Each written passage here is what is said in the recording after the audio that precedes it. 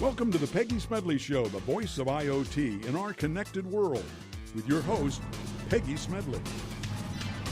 Hello, listeners, and welcome to the Peggy Smedley Show. We are coming to you live from Dallas at the AT&T Business Summit, and I'm excited today. I am pretty pumped. Can you hear it? If you haven't noticed, we are live streaming the Peggy Smedley Shows. Got some great guests. I'm here with Chris Penrose, who is the president of IoT Business. Chris, welcome. Thank you. Great to be here with Peggy. I'm also with James Brehm. James, you are the evangelist, I'm going to say, the IoT evangelist, right? Brehm Associates? Yep, absolutely. Welcome, gentlemen. I'm excited. I'm really excited to be here at the AT&T Business Summit. This is amazing today. I mean, there's a lot going on. We're here before the show's opening, right, Chris? Exactly. It's just getting ready to start tonight, so we're kind of getting in right now where it's all being built around us. So there's a lot of noise. I don't know if our viewers or listeners can hear what's going on, but we see the momentum and the excitement. Are you really excited about all the things that you have going on, Chris? I am. We're going to talk a lot about it today. We've got a number of great things. We're going to be breaking news this week, but it's exciting to bring 2,000 of our customers together across the world to really see all AT&T has to offer, not just across IoT, but everything we can do. So it's going to be a great show and a great next couple days. Why? Let's actually talk a little bit about that, because there's been a lot going on in IoT. I think the last time, Chris, you and I were on the radio, we talked about this was 2015. Now, it's surprising that's been that long since you've been on the show, because the last time we talked about smart cities, AT&T's reorg. But you think about that, it's a long time, but really not that long when you think about all the things that have been happening in the Internet of Things. In your mind, what are some of the big moments right now that we've seen just in IoT from that time to what's happening right now? Oh my gosh, it does feel like it's been a long time, but a lot has happened. I think probably some of the bigger things that have happened is actually the approval of some new low-power, wide area network technologies that are licensed low-power solutions, both with LTM and with narrowband IoT, to really open up a ton of additional use cases to put things onto the cellular networks and have dedicated connections. So when we last talked, those were just being thought about in standards. They've since been not only standards codified, but then rolled out. And we'll talk a little bit about where we're at with our rollouts around LTM and also with narrowband IoT, but that's been a big change. I think we've seen a lot of momentum continue to build in the IoT space. I think we've moved a lot out of the kind of the proof of concepts and really into doing some true scale deployments. And so I'd love to talk more today about some of the things we're doing globally to really assist our customers and how we're really moving at AT&T well beyond just providing just basic connectivity, but how we're providing full solutions across the board, because a lot of the things we've seen over the course of time is that you can get something started, but it's difficult to then launch that and truly integrate it into your business, and how we can actually take businesses and help them transform by bringing professional services and really helping give them great learnings about how other businesses are really taking these technologies and putting them to work for them. So I think we're seeing a lot of excitement around vertical penetration. We're seeing a lot of excitement about new platforms and capabilities around security. So we can talk about all these things today. So what you just did there, Chris, was a lot. I don't even know, if you're sitting there, James, you're sitting there going, I don't even know where to begin. I mean, we're talking about verticals, we're talking about LTM, we're talking about strategies, priorities. There's a host of things. If you're a customer right now and you're sitting there going, where do I begin? Where do I put my big toe in? Do I stay on the sidelines? Because you're dead. If you don't jump in IoT, you are out of business, and there's no question. Someone who's an evangelist in IoT, you have to say right now, if you are not getting involved in this space right now, forget it. Close your doors, go home. You are out of the game. Is that right? Absolutely. Any business, any type of business. It's not about, I absolutely don't like the term IoT. I would rather call it business transformation. Oh, so wait, when I said this like 10 years ago, IoT's dead, I was right. Yeah, Basically, you're right. Absolutely. I was right. Okay, Absolutely. I'm going to say it right. No, it's not, but we get the point. And take a look at all the things they've done. One thing that Chris didn't bring up since he was on your show last, AT&T successfully, first company out there, successfully sunset a network, transferred those connections with great success. Talking 2G. Migrated them from the 2G network up to 3 and 4G. And now we're able to take that spectrum and utilize it for other things, reform that spectrum, and that's opening the door for LTE-M and narrowband IoT as well. But amazing. So, Chris, talk about that, because that's really when we talk about the excitement, the things that we're talking about, LTE-M and those things, to getting to 4G and 5G. What is the momentum? And the things that you were just mentioning, that's where you get to. We're verticals that we can talk about, and that's really what James is talking about.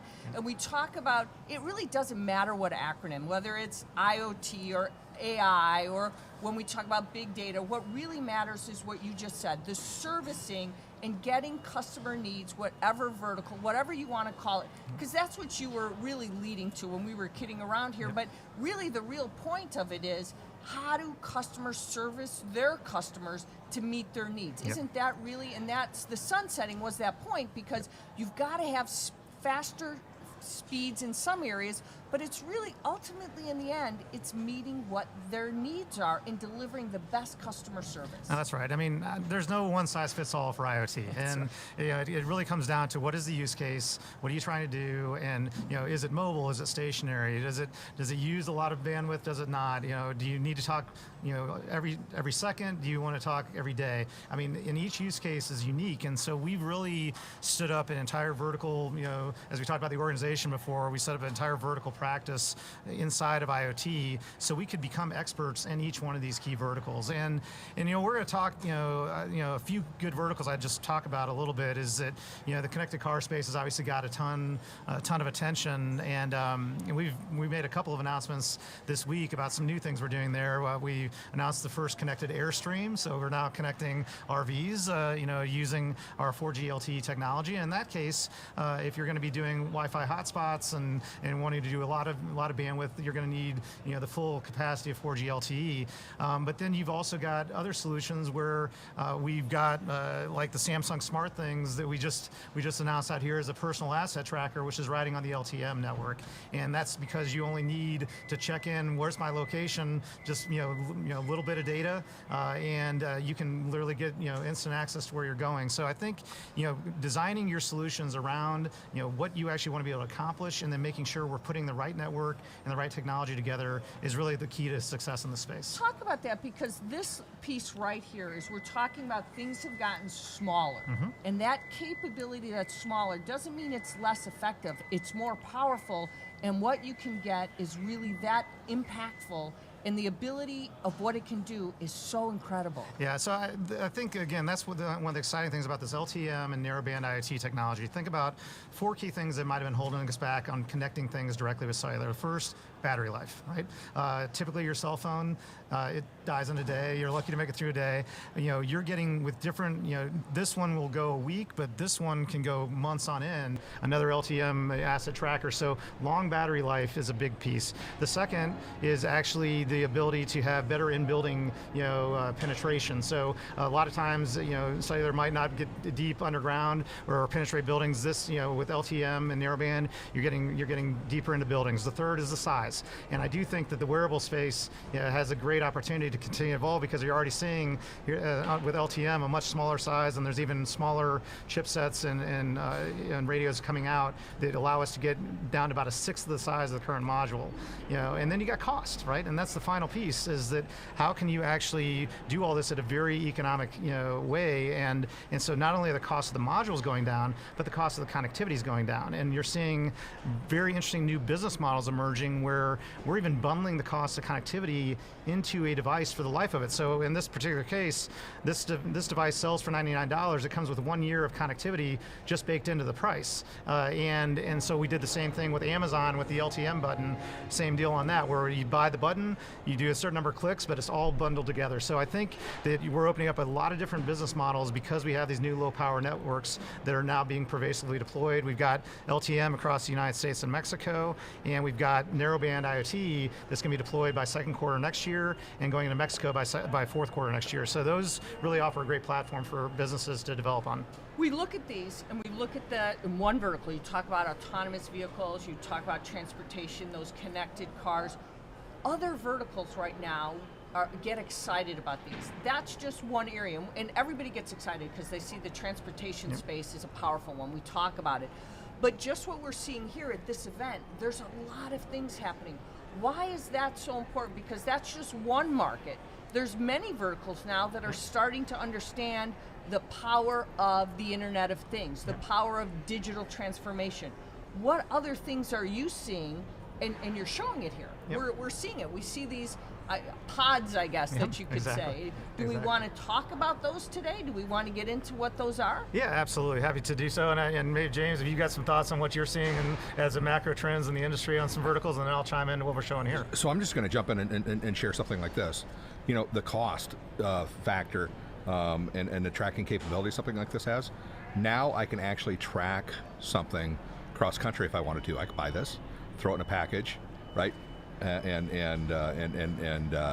have it be a tracking device in that package for around the same cost as buying insurance from UPS or FedEx, right? And that's the real point. It's time, come know down. where it's at, right? As opposed to it's affordable. It's what you're saying it wasn't Yeah. before, because that's the key. It's lightweight, it's affordable, it's in a smaller form factor, and it's durable. I mean, there are so many different factors of that that go into that. But then I think and take a look at what's going on in transportation.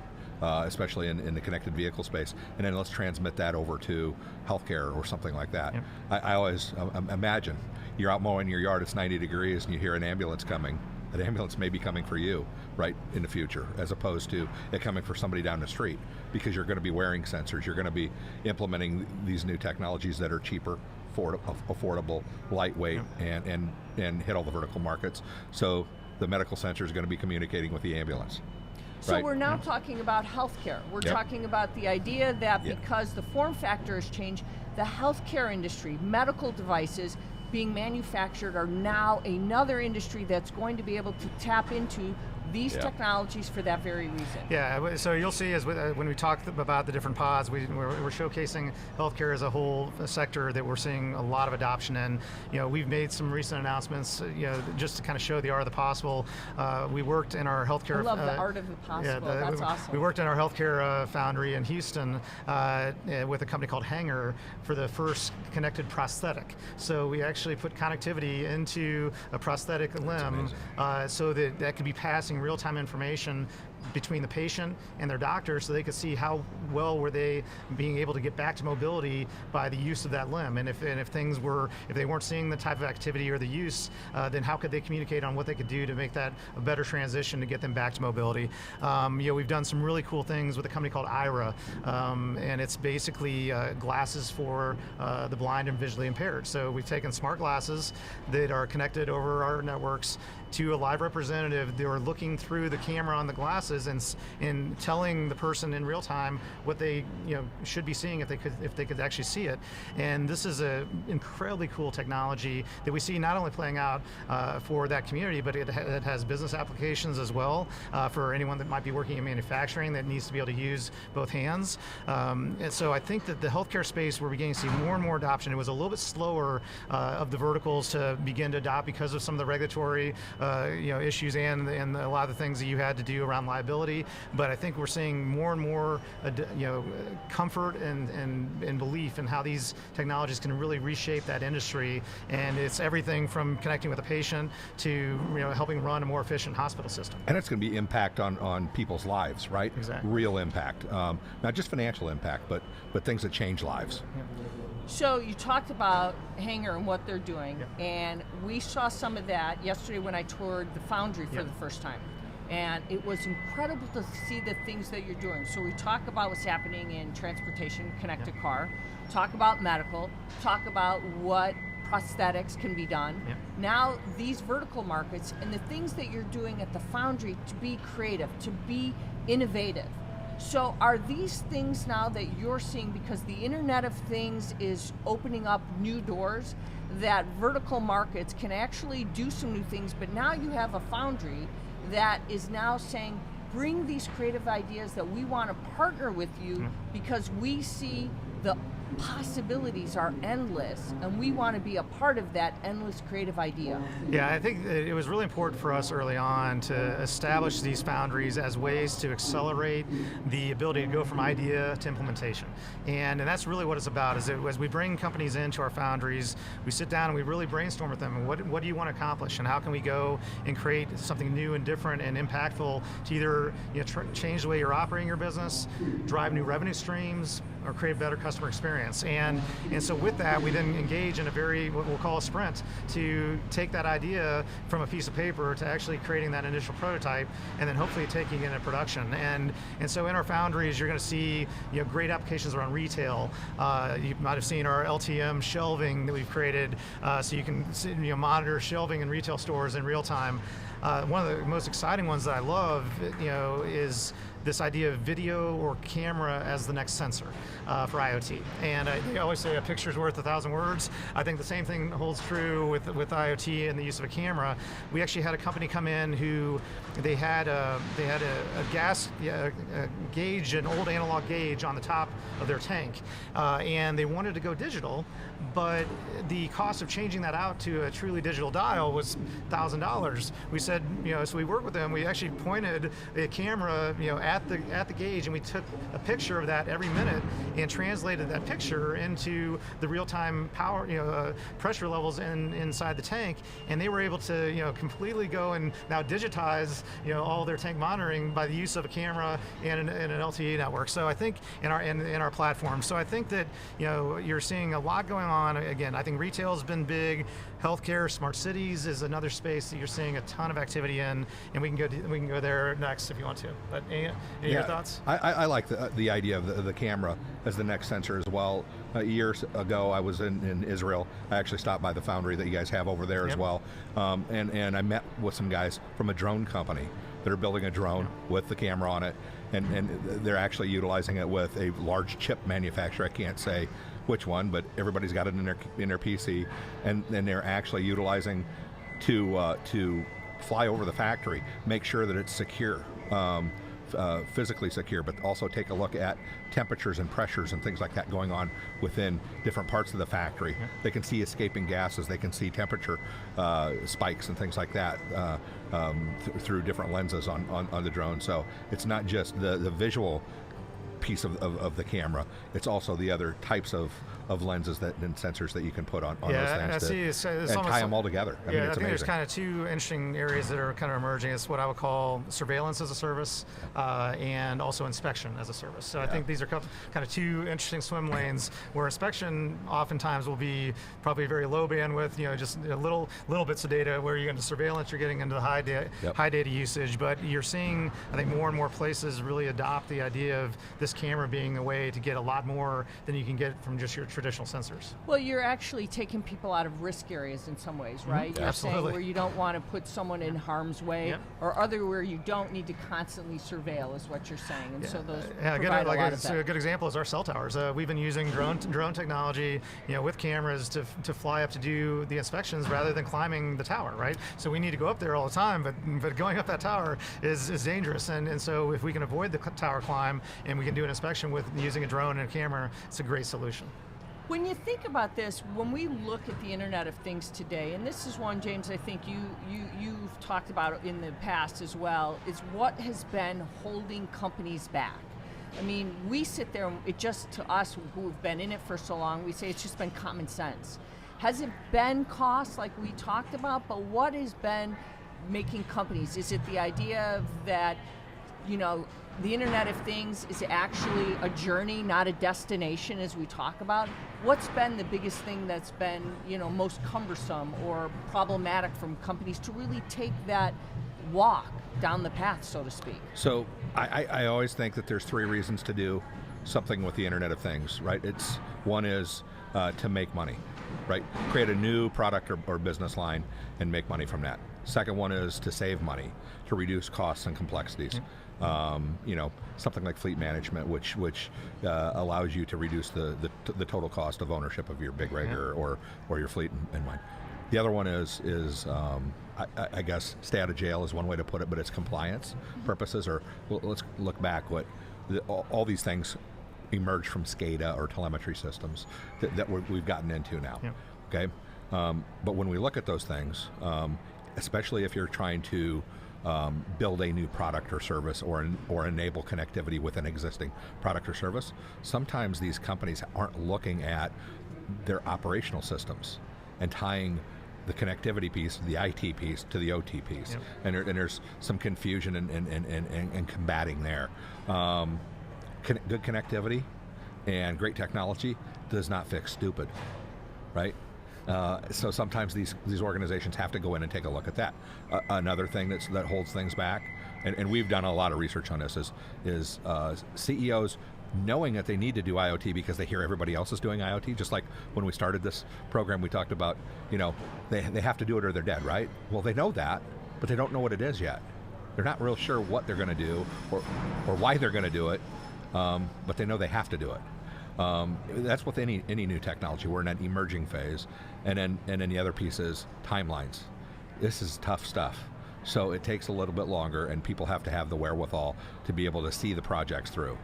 When we look at this right now, one of the biggest things is what we're starting to see in the research and talking to the companies that I've been doing with some of this as well. It's the process, the people to make the process. That's part of the success of the IoT journey now. Are you finding that out as well, Chris, that in order for companies to really get this, they've got to understand people have to really be into the process, because if they don't get that, they're not going to be able to do this at all. It's not just technology for technology's sake, it's a process. No, we actually are seeing that, and in fact, that's actually why, it's a little over 2 years, and maybe another thing that's changed since we last talked. About 2 years ago, we began to open up an entire professional services, practice around IoT to really help with that process, right? To really help not only on the front side of creating, but then on the back side of actually lifecycle managing and implementing these solutions, into your business, because that's where the real value comes from, right? A great example. I mean, I can create a connected cooler product, but if I don't go in and then tie that in to all my technicians, so that they're being dispatched in real time if there's an issue, or to my supply chain, so that I'm only filling the cooler when I need to, versus just going out every Tuesday, Thursday and filling it up, then you didn't get all the advantages that you've got out of this. So I think a lot of this is about how do you work this into how you're going to transform the way you're really operating, and because we're working across so many industries and doing it on a global scale, we've really begun to build up that professional services capability to be able to help companies do that, either ourselves or with other partners. Let's talk, we've got a few minutes before we take our first commercial break, but let's talk about smart cities really quick, because we were just briefly touched on that. Smart cities is one that we're starting to see. There's a lot of hurdles with smart cities because you got government, you got regulation, public-private partnerships to try to fund some of these things. Are we starting to see, because we have connected streetlights, we do have connected cars, are we starting to see cities figuring it out, what they can do when we talk about what is, because we have connected trash cans, we have connected pickups, we are starting to see logistics, a lot of things happening right now that are finally coming together there? Yeah, I'll start off, you can chime in, but I do think we are beginning to see some nice traction. There's still a lot of point solution deployment, I would say, is happening out in cities, but there are certain cities that are now appointing people to look at it more broadly, but I would say we're still early in that journey. But if we talk about the different solutions we're seeing a lot of traction around right now, it is around lighting. Energy and lighting is a big space. I think water is another space we're seeing a lot of traction. The third is what I would call traffic and kind of parking and just overall management of road. Infrastructure is another one we're starting to see a little bit of traction, and then finally public safety is beginning to really emerge, and that's one for me and for AT&T that we're really excited about, because with the announcement of our FirstNet network and how we're building out a nationwide first responder network, that has opened up so many opportunities for us to go have those conversations with the cities about how we can help transform public safety. And a lot of it was just getting the cell phones into their hands, but it was about how are we connecting the police cars, and how are we connecting the ambulances, how are we connecting the officers, and when people go into a fire, how do we ensure that we're monitoring heart rates to make sure they're healthy, and how do we bring drones, how do we send in the robots before we send in the people, right? So I think these are all very exciting spaces, and you did mention public-private partnerships. That is one way to try to get there, and we made a big announcement with Los Angeles just this past week about working with them on a public-private partnership to bring, advance some of our 5G build and get some more small cells out into the community quicker, and in turn they're going to get a lot of smart city infrastructure, and the ability to work with FirstNet and really tie off different traffic solutions. So I think, finding the money and then finding the direction is still different in different cities, but we are beginning to see certain cities really take a lead, and we're proud of kind of the momentum we're beginning to see with some of these cities. And FirstNet allows that. I mean, that's an exciting opportunity, right? Yeah, like that? Absolutely. To add to that, a few years ago when we saw the term smart city emerge, cities went and they hired CIOs and CTOs from technology companies, right? At that strategic level, what do we do? Now we're finally starting to see some of the hiring being done at tactical levels, implementation levels, people that are creating the checklist of making these guys work together. And I think it's easier for small cities than it is for some of the larger cities to do some of this stuff too. Because if they can achieve cost savings on water, they can shift those people over to fix potholes. In large cities, you don't move the people that way, interdepartmentally. In small cities, you do, and they require the same issues that the large cities do, even more so. I know of a small city outside of Austin, Texas, that deployed smart water meters recently. They were losing 65% of the water that they were paying for to have pumped from wells or shipped in. 65% of the water, and they're now down below 5% by deploying those solutions. And if we think about that, and we think about we already are struggling with, we have a water problem, and we talk about urbanization, and we have a crisis in 2030, 2050. We've got, urbanization, we have to think about all these things. Those are the bigger things. And we think about trying to help our first responders. Those are people who run towards, most of us run away, right? So it's a good thing that we're thinking about these things, and I think that's exciting.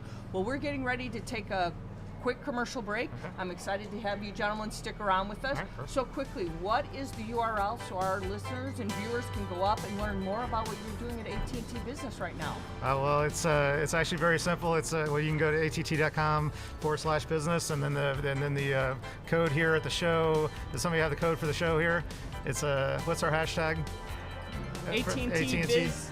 AT&T hashtag AT&T Biz Summit, correct? All right, well, stick around. We're going to take a quick commercial break, but in the meantime, we want you to go and tweet at us. Tweet some questions, because these gentlemen are going to stick around for another segment today, so for our first 1 hour show here. So I know that they want to answer lots of questions from all of you viewers and listeners. So tweet at me at ConnectedWMag. And as always, this is the Peggy Smedley Show, the podcasting voice of IoT and relevant technology. And remember, with great technology comes great responsibility. Go get that cup of coffee. We'll be right back after this commercial break.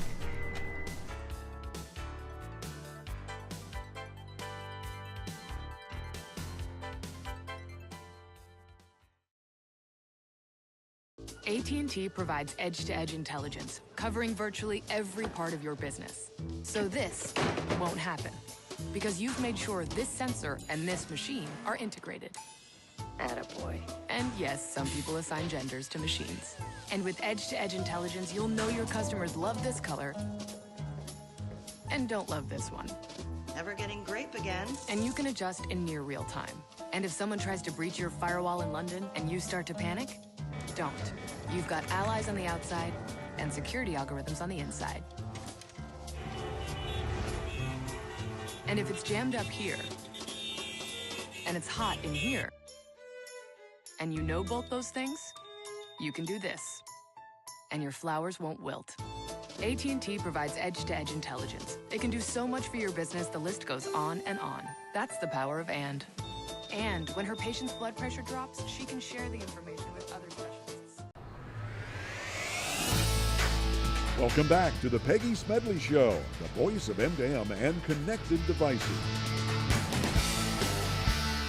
Hello and welcome back to the Peggy Smedley Show. I'm Peggy Smedley and we are coming to you live from the AT&T Business Summit here in Dallas. And I am once again joined by Chris Penrose, who is the president of AT&T IoT AT&T Business. Yes, and I'm also joined with James Brehm. You are president of AT&T, I should say you're the evangelist of James Brehm Associates, right? Yes. So thank you for joining me. So gentlemen, we've been talking about all the things that are happening here at the BizSum that's going to start, I guess, late tonight and tomorrow, the next 2 days. Exactly. But what we've been talking about, the trends in IoT, there are a lot of things going on right now. And one of the things we haven't really discussed so far are some of the hurdles. And I think when we talk about the great things, but I think for somebody who's been watching or listening, wants to know right now, why has it taken so long? Because I know I've been covering this space since 2003, before it was IoT and it was still called M2M.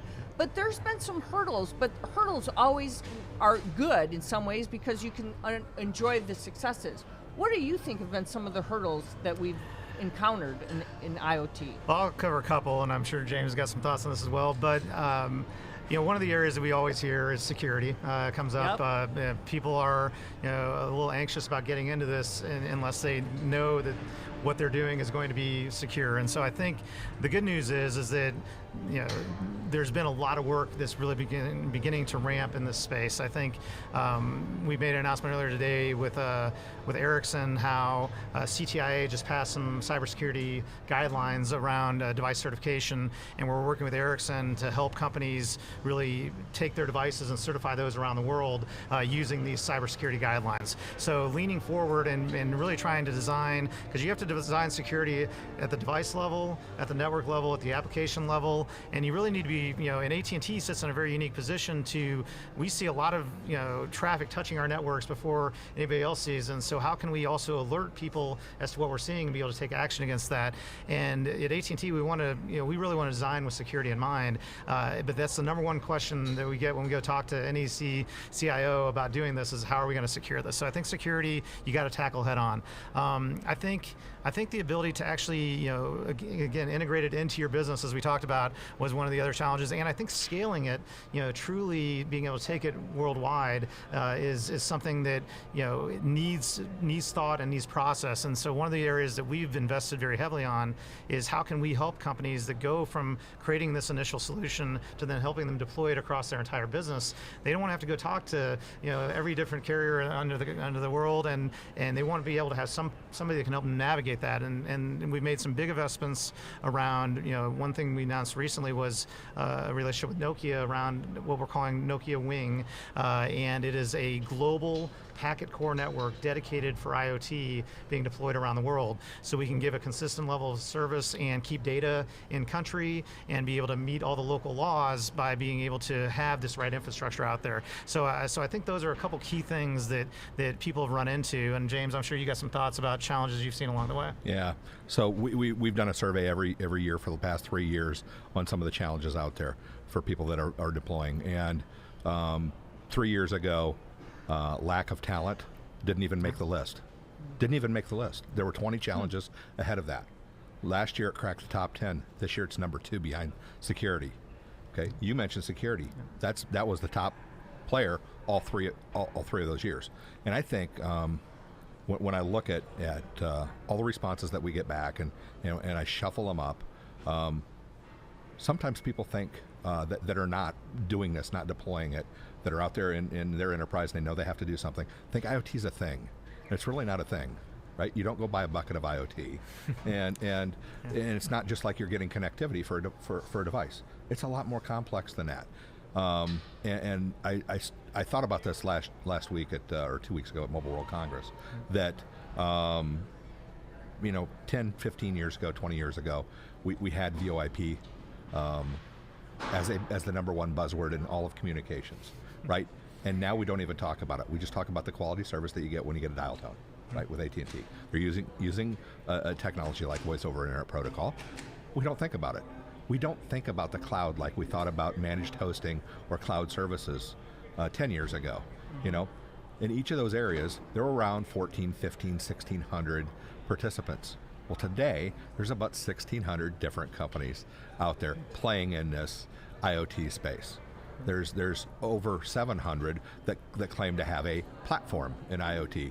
And to make it simplistic, this is complex stuff. We still need to think about business model first, right? How it impacts your organization, in making the right decision. So that dearth of talent that we have right now is the one that we need to, I think the next big one that we need to get over. So there's two things that I want you both to address. One, when we talk about talent, this next generation, we lack that. We lack that in so many verticals. Manufacturing is going to come up with about 2 million short. Yeah. Construction's 2.3. Professional services is coming up short a couple million when we talk about. So I mean, we're covering a couple million in each of these verticals. So fleets are coming up with a couple million short. I mean, every vertical has a problem with they don't have enough of the talent. So that's first on there. Number two, when we talk about security, when we talk about that we're doing the right things in security, sometimes I think even though as AT&T we're doing the right things, that very thing happens in companies' mind that they don't need to do what they need to do on their end on the security side. And that talent becomes so critical, because even though we still have those bad guys, those nefarious characters doing their thing. So even though you do and your thing on AT&T's part and your partners, we still have to remind all those partners, they still have to be on their guard, because those bad guys are constantly attacking. And that's why you have to do your part, and you work so hard at it. That's why everybody has to work, right? It's like they're constantly attacking, the chain's right? only as strong as the weakest link, right? And that's always true, and that's candidly why we've really gone, much further than just worrying about, what we're doing on our side. We literally have an entire security practice where we offer, both, the ability to go in and actually, run penetration testing and do, work with the company to see how secure is their solution that they are deploying, and how can we wrap a bunch of the security solutions that we've got inside of AT&T. And I think you might have seen we just made another announcement with an acquisition with Alien Vault to really try to again make it easy. That's why we've got some aliens behind us. Behind us. But I think you're seeing AT&T really leaning in to really be a player to help you manage security end to end. And we'll play whatever role. If you've got resources on your side and you've got the talent and you want to run it, then we can help you, give you the information to go run it. But if you want to actually have us manage all that, that's something we can do as well. But that's almost why you have to now, because of that very reason that we're just talking about, is companies don't realize that the nefarious characters are out there. They're constantly, and that companies like AT&T have to do this, because we've talked about, we bring these products to market so quickly that the bad guys are out there. So, and then when we get back to the talent part, as you're bringing up, James, we don't have the great talent, and we need to get these younger minds to constantly be innovating, right? And you have to find them. Isn't that what we're talking about? I mean, there's so much going on. Yeah, and we're seeing more and more and more of that. But also, they don't have to be the young minds that are doing this as well. Point. And a couple of years ago, you guys made a lot of noise around, I think it was called AT&T University, right? And retraining and training people into the right job, right? A lot of industries haven't done that yet, right? And as they go through the digitalization process themselves, they will find themselves retraining their workforces into these technological areas as well. But I think one of the bigger issues right now is people are trying to shortcut the process of doing this by trying to tie together platforms. And the problem is, right, it's about doing things in a standards-based way, right? And AT&T has always been huge on that. Now, we take a look at the world out there. People don't realize how successful AT&T has been in this space compared to its competitors. That's the other thing. You guys make it look simple because you're taking a look at this differently than a lot of your competitors out there. You're 5 times bigger than T-Mobile USA. You are 4 times bigger than Sprint. You're more than double the size of Verizon from a connection count of IoT stuff right now today, and it's just you created platforms, these mega platforms tying these small guys together for the connected car space in Drive Center or Drive Studio. Drive Studio, and that's been a big boon for you. We're seeing that now through the foundries as well in other areas. So I think that's the other aspect is. In bringing that up, the platform discussion is an interesting one, because that was probably the third point I probably should have raised as you made that point, James. It's an interesting one because when we hear the word platforms, don't a lot of people get confused, because you raised there's a lot of them. Yes. And platforms they don't mean a lot to a lot of people because there's so many. Yeah. And the real need is you have to understand what it means to be effective. Going back to my original point in the first segment, is to be able to service your customer. That's right. The sake of platforms doesn't mean anything if you're not understanding what it's doing. And that's why you've built an understanding of IoT to really be able to deliver something that customers can get and to what service they the need. customer the way the customer wants to be serviced. Yep.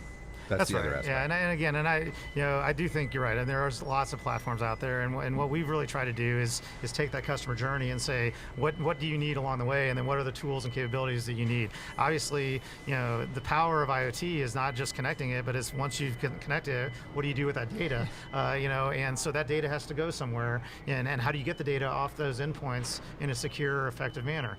We've got capabilities with our Flow platform to do that, but we can also direct that into other people's platforms. So if you've chosen another environment, if you've chosen a cloud environment, whether you've chosen IBM or you've chosen Amazon or you've chosen Microsoft, we've tied off securely into all those platforms as well to make sure we can get your data securely into that environment to take action against it. So I think what you've seen is AT&T's approach has been very modular, but we've built out capability sets all along the stack, from basic activation to lifecycle management of a device, and also data analytics.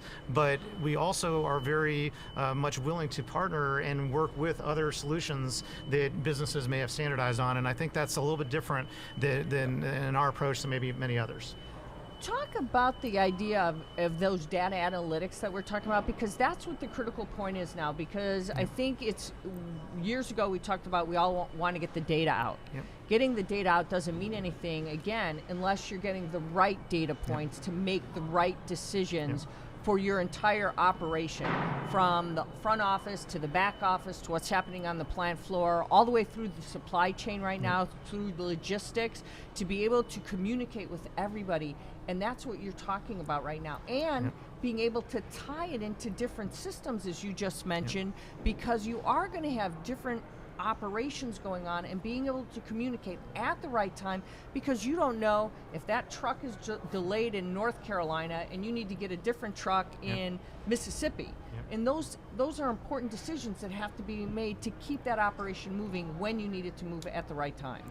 Yeah, no, I agree with you 100%, and I think that another good example of where we see this playing out is in the smart cities world, as we were talking about earlier.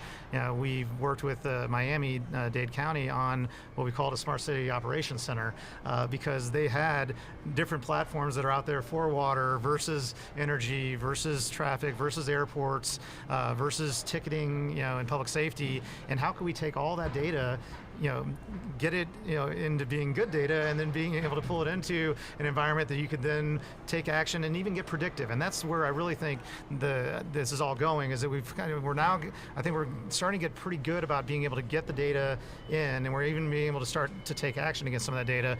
But where I really see it going is how do we then get more into being able to then predict where things are going to go for the future, using AI, using just the different algorithms that you've got out there to now get in front of it. So predictive maintenance, and not having at AT&T we've got 80,000 trucks that are running around. How do we make sure that we know what the battery is like in every one of those trucks, so that we don't strand any one of our technicians on the road? We build an algorithm to be able to look at that and be able to repair that battery before we get out there, right? And by the way, if it didn't work, we actually have the dispatch system to know who's the next closest one that can get over there to take that appointment. And so I think it is very much about taking these platforms, beginning to stitch them together, driving outcomes and driving prediction. What are you seeing is some of the most innovative IoT applications that are transformative? Let's say, if we don't want to call it, we want to say digital transformation, if we don't call it IoT, because now we're seeing AI and deep learning, and we're going to be calling quantum next. We're really going to make those moves. Where are you seeing it that you're really saying we're really starting to move faster now? Things are starting to be embraced, and now the next generation is really starting to occur in Industry 4.0. So where we're going here. We worked with a steel company. They sell cold rolled steel steel that gets molded into whatever product out there. It could be the shroud around your air conditioning unit, or it could make a toy die-cast car, right? A steel company transformed themselves into a IoT company, providing IoT consulting and services, because they provided consulting services to their customers already around steel, right? They just saw the move into that. So their customers were having, and they got into this because the CEO of the company decided to ride along with a truck driver and just see what the experience was like. And when they got there, they couldn't find the forklift, right? So they enabled forklifts. They actually took a look at the camera usage. We talked about cameras earlier. They can measure the amount of steel spun on one of these big rolls by the diameter of it. So they're using a smartphone camera to estimate the weight and the tonnage that they're delivering before it gets weighed. They're actually helping with the manufacturing process of their customers as well. So in the steel industry, they use a lot of robotics that is doing welding. Well, they're tying the shipment data, the tonnage data, and the predictive maintenance data of the robots all together to know when to do predictive maintenance, right? When to take things offline because the shipment may not be arriving or things like that. So we're starting to see whole industries change. This company goes from a steel company founded by grandfather, 60 years ago, to a true technology consultancy. It's interesting. Still selling steel. Still right? selling steel, exactly. But they're even better at it now, which is great. Yeah, I'd say some of the other key trends we're seeing out there. Obviously, there's so much buzz about 5G, right now, and I do think that, 5G obviously has, some of the low power stuff is in the 5G standards, but what everybody's really excited about are these new ultra low latency applications, and I almost call it the remote control of everything, right? Whether you're doing remote surgery, whether you're actually, doing remote mining, how great would it be, instead of having to be in the mine, why can't I be 1,000 miles away and be controlling all that equipment, over 5G? And even, obviously tons of talk about autonomous and where the cars are going, but whether it's in cars or whether it's in agriculture, I think the use of drones and the use of autonomy is going to become more and more prevalent with these ultra low latency applications, and so that's where I see a very exciting kind of new shift of being able to do things you couldn't do already. But I would also tell you there's so much that can be done even today with today's technologies. We just have to keep coming up with the use cases, keep coming up with the ROIs, and keep coming up with the secure and safe way to do them. When you talk about things like even mining, autonomous mining, that we're already seeing those applications, right. And it's so exciting to think that just a few years ago it wasn't even on our minds, but right. Now we're seeing that, or even autonomous trucks where is in construction job sites, where exactly. To save lives there. I mean, when we talk about distracted driving, but we're talking about an entirely different way to save construction sites where, we all drive, 55 miles an hour and a construction worker is hit because somebody's trying to avoid a construction site or something happens. I mean, now we're able to use, autonomous vehicles in those things. So there's a lot of IoT applications that before we could never use before. No, I think this is exactly right. I think that it's interesting, and just think about how we have a relationship with Caterpillar, connecting a lot of their machinery around the world, and they've shown videos of this idea where the ability to do remote construction. Not only is it faster because these machines can run 24 hours a day versus only being able to operate during a certain window. The quality is actually superior, and you are actually getting it done at a lower cost. And so this is a very interesting way where autonomy is now becoming a way to do all those things even better, and even and having even more efficiency. So I think we're working I think really across each industry to say, what are these things that are now can be enabled with some of these new technologies that are coming, and how can we go and kind of get to the future, to help those companies, achieve those things. We, in the connected car space, we opened up, in conjunction with the American Center for Mobility, a facility up in Michigan, in Ypsilanti, to be able to be a proving ground for the 5G, autonomous cars, and really being able to let automakers be able to come in and be able to test out all these different technologies from 5G to 4G, all the way back into the low power networks, to know that they're able to deliver on that great vision of hopefully being able to get in our back seat someday and just ride, right? Well, just like, where we have, autopilots, right? We have to train people to know, those very things. And in anything, we have this great technology, but why isn't in multiple industries, and I'll go back to my earlier statement about generations, are not as interested in things like construction, manufacturing.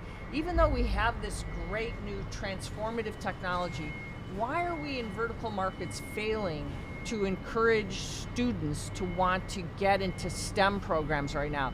We're seeing not as many women, we're seeing not as many boys, young men wanting to be in the programs that are amazing things can happen. Do we as industry need to do something to want to stimulate this excitement that we seem to have for the Internet of Things, but they think, construction or manufacturing or the fleet market isn't as exciting as we might see it? Because, as I always say, like you were talking about Caterpillar, to get into a crane is like running a gaming system today. It's pretty sophisticated up there, Peggy, I'm an animal science pre-vet med major.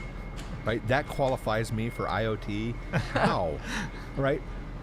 No, I seriously. I got my dream job out of college. I worked for a company called IBP Incorporated. It's a division of Tyson Foods now, and it was at a time when they digitized themselves.